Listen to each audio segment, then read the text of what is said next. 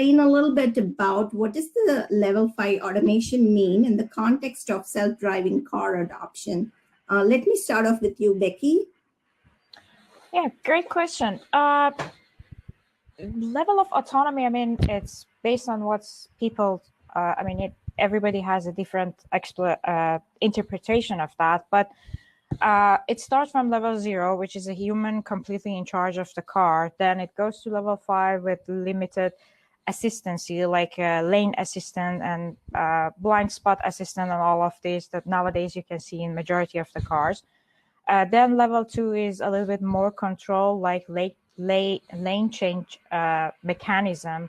And for example, object detection, object tracking as part of that, but not completely. And still, the human are in the loop, and they should be completely in charge of the car. Then it comes to the level 3. It's more automated. The car can make very simple maneuver, even make the decision, and bypassing some, let's say, object or something like that. Still, humans are involved heavily. Then level 4 is less human, more automated, and level 5, the definition goes to complete robot agent. So I'll actually break it down into 3 different facets. So there's a technology angle to it about whether technically we can reach level 5. There is a business adoption aspect to it, and there's a regulation aspect to it, all of which culminates into user acceptability and adoption. So looking at it from a technology standpoint, we've made leaps and bounds of progress in the last few years, and it's a complex problem to solve. I'd say it's as complex as putting a person up on the moon. But that too can be divided into whether you're looking at rural areas, you're looking at urban areas. Urban areas, of course, are harder to map. There are a lot of variability in building systems that can support city driving. If you compare that to what the rural environment or lesser crowded cities offer, it's a lot more achievable task. And we've seen that with the rollouts that companies like Waymo have had in the Phoenix area as an example.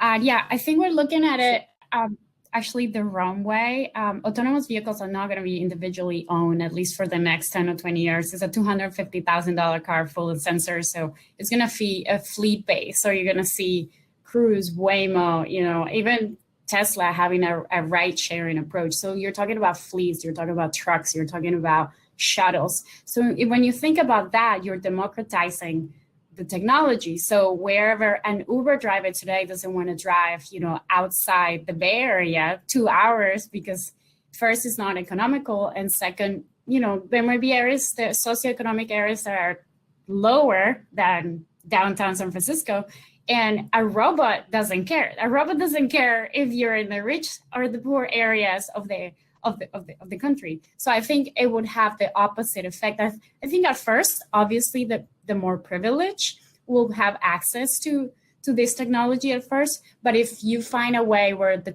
Department of Transportation, the technology companies can work together, then you can actually extend and expand the accessibility to those vehicles for public transfer, for mass transport. I want to start off with the trolley problem question. Like you can see in the chat, it's highly popular. So what are your thoughts and viewpoints about this? Well, I know there's a lot of discussions on the original trolley problem, and now the trolley problem has now been included in the AV vehicles question. And to me, it's more than the ethical issues of whether to kill one person or to kill 3 people.